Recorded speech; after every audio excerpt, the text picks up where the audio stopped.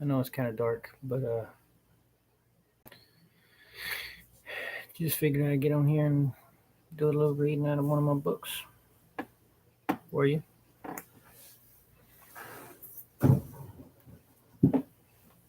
Video I made the other day.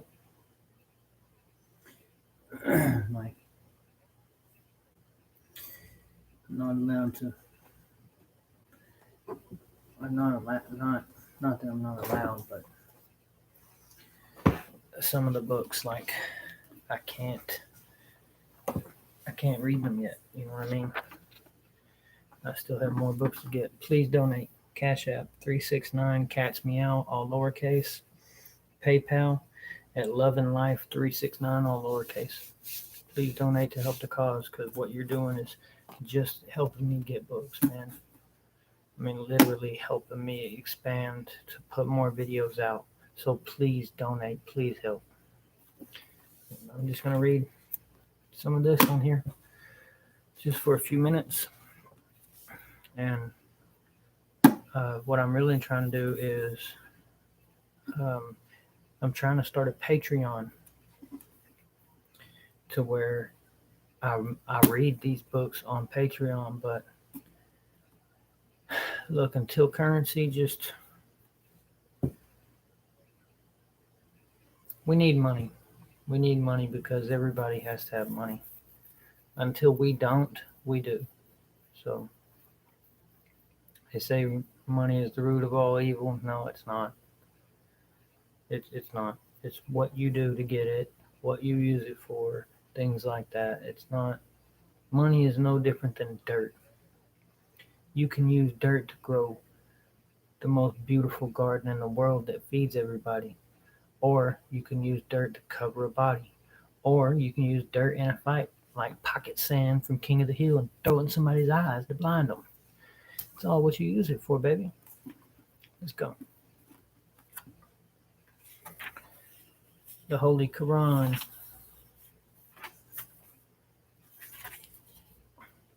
I'm just going to start from like the very beginning of this, not like the actual book itself, but like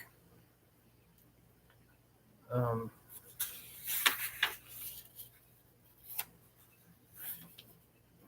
the author.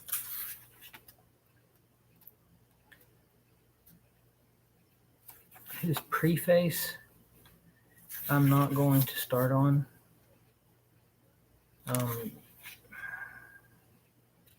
Just because,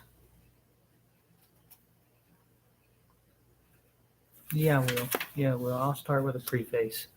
And that's all I'm going to read on here is the preface. So,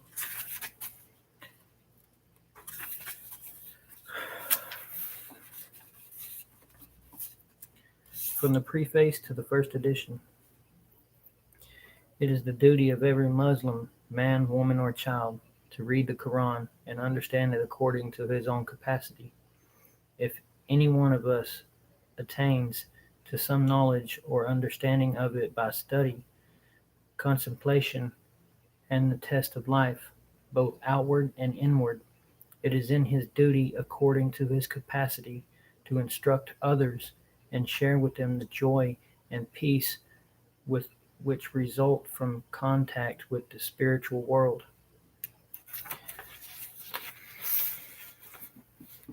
The Quran, indeed every religious book, has to be read not only with the tongue and voice and eyes, but with the best light that our intellect can supply, and even more with the truest and purest light which our heart and conscience can give us. It is in this spirit that I would have many readers approach the Quran. It was between the ages of 4 and 5 that I first learned to read Arabic words, to revel in its rhythm and music, and wonder at its meaning. I have a dim recollection of the I can't pronounce that word. Khan Kaum ceremony, which closed that stage. It was called completion. It really just began a spiritual awakening that has gone on ever since. My revered father taught me Arabic, but I must have imbibed from him into my innermost being something more, something which told me that all the words, thoughts, all the world's most beautiful languages and literatures are but vehicles for that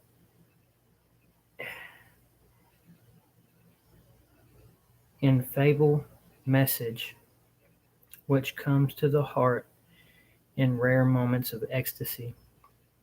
The soul of mysticism and ecstasy is in the Quran, as well as the plain guidance for the plain man, which a world in a hurry affects to consider as sufficient. It is good to make this personal confession to an age in which it is in the highest degree unfashionable to speak of religion or spiritual peace or consolation, an age in which words like these draw forth only derision, pity, or contempt.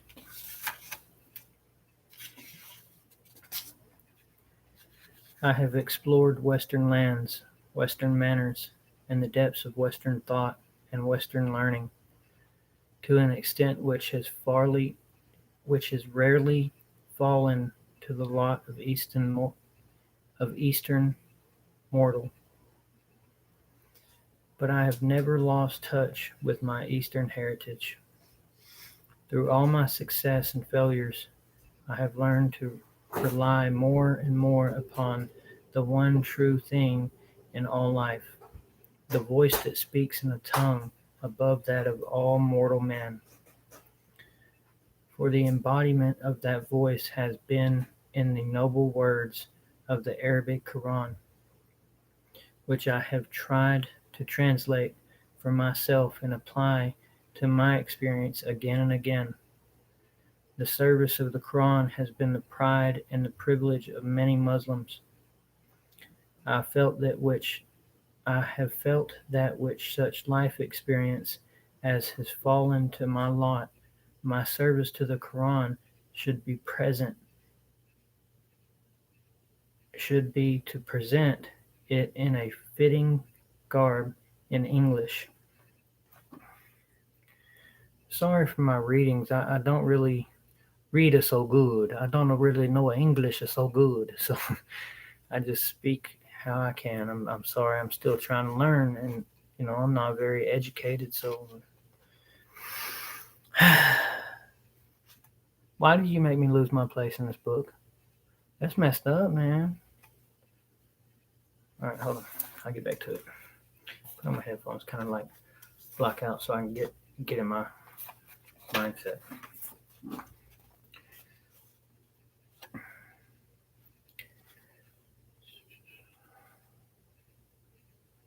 Services.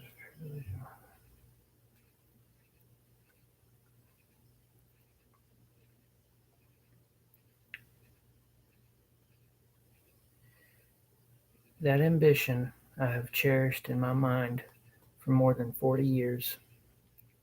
I have collected books and materials for it. I have visited places, undertaken journeys, taken notes, sought the society of men, and tried to explore their thoughts and hearts in order to equip myself for the task. Sometimes I have considered it too stupendous for me, the double task of understanding the original and reproducing its nobility, its beauty, its poetry, its grandeur, and its sweet, practical reasonable application to everyday experience. Then I have blamed myself for lack of courage, the spiritual courage of men who dared all in the cause which was so dear to them. Two sets of apparently accidental circumstances at last decided me. A man's life is subject to inner storms far more devastating than those in the physical world around him.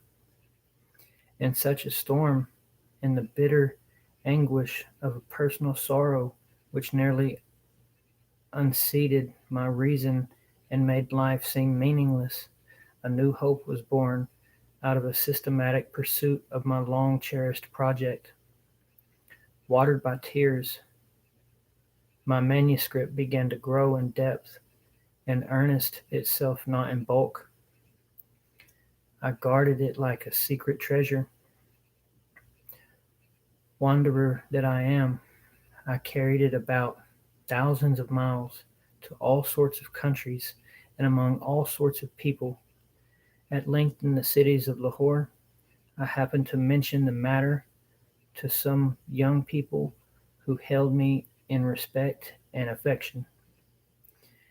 They showed an, they showed an enthusiasm and eagerness which surprised me.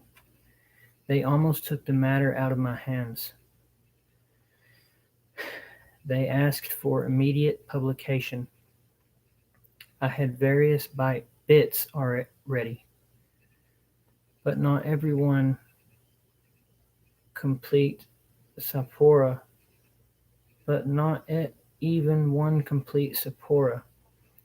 They made me promise to complete at least one Sapora before I left Lahore. If I'm mispronouncing anything, I'm sorry. I don't. I want to learn. That's why I'm reading. As if by magic, a publisher, a katib, a calligraphist to write the Arabic text, is what that translates to, I guess.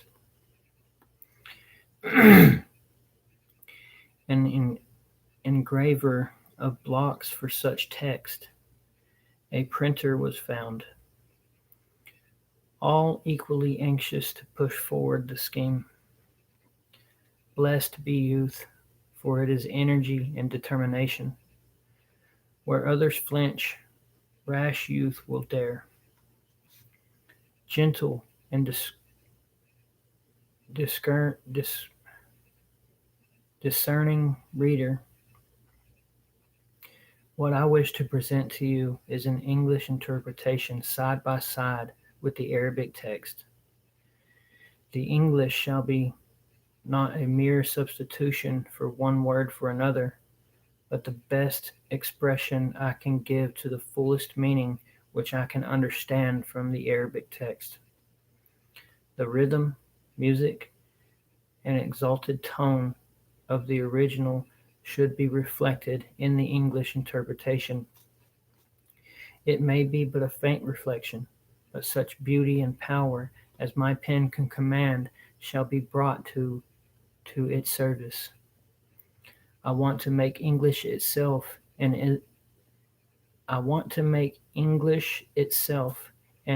Islamic language. If such a person as I can do it. It will be found that every verse revealed for a particular occasion has also a gentle meaning. The practical occasion and the practical people concerned have passed away, but the general meaning and its application remain true for all time. What we are concerned about now, in the 14th century of the Hajjar, is what guidance can we draw for ourselves from the message of Allah? I spoke of the general meaning of the verse. Every earnest and reverent student of the Quran, as he proceeds with his study, will find with an inward joy difficult to describe how this general meaning also enlarges as his own capacity for understanding increases. It is like a traveler climbing a mountain. The higher he goes, the further he sees. From a literary point of view, the poet Keats as describes his feeling when he discovered Chapman's Homer. Then I felt I like some watcher.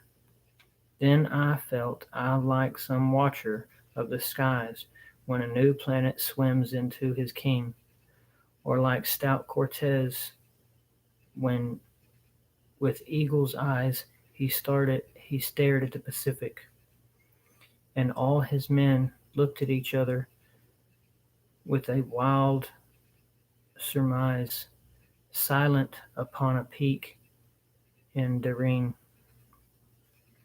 How much greater is the joy and sense of wonder and miracle when the Quran opens our spiritual eyes. The meaning which we thought we have grasped expands. New worlds are opened out. As we progress, still newer, and again newer worlds swim into our ken. The miracle deepens and deepens and almost completely absorbs us. And yet we know that the face of God, our final goal, has not yet been reached. We are in the mulk of the Suleiman, which is the evil ones denied, belied, and even turned into blasphemy. But we can ignore blasphemy and ridicule and contempt, for we are on the threshold of realities. And a little perfume from the garden of the Holy One has already gladdened our nostrils.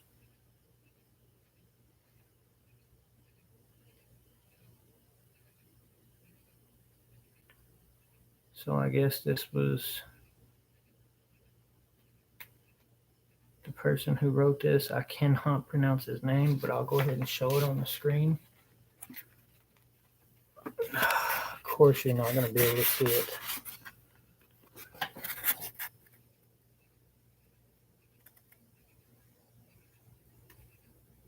But that's his name and the year that he wrote it. Yeah, that's the preface. Next is the Holy Quran, the reading of it. These holy books, I can read these. You know, like I say, oh my Lord, there's a page back. My English is not so good, but I'm trying. And I'm going to keep trying. I'm going to keep learning, because to me that's what life is about. You know, as long as air fills my lungs, I have a path that still needs to be followed, that still needs to be walked. And God will get me there. I got true faith in Him. In all these books, not just the Quran. I'm not religious. I'm not a Christian. I'm not atheist. I'm not a Muslim, Baptist. I'm just a student. I'm a student and a teacher. You know, can teach what little I know. And then I'm still a student for the sense of my life is still going. Every day I learn something new. Don't we all? No matter how educated we are, if we have every wall in our house covered with plaques that say you're certified in this and certified in that and certified in this, tomorrow could change history. History of everything that we've known as a human species could be rewrote tomorrow. It's constantly changing. So just because you got certified yesterday, it doesn't mean that tomorrow there won't be a new chapter. All these books, every single book, I mean, fictions, it has a front cover and a back cover. It's full of chapters, but you read it from front cover to end to the back and it's over. All these holy books say that there is another chapter that goes after this. All of them. Every single one of them. Open them up and read them. They all say it. So no matter how many certifications you get in this, tomorrow there could be a new course that you need to take. But I love you. God bless you. This is it. Remember, please donate. Please help. I would really appreciate it. It helps me get more books to do my research, to bring to you, to bring to the world. That's what I'm here for. I really believe that. I love you. God bless you. Good night.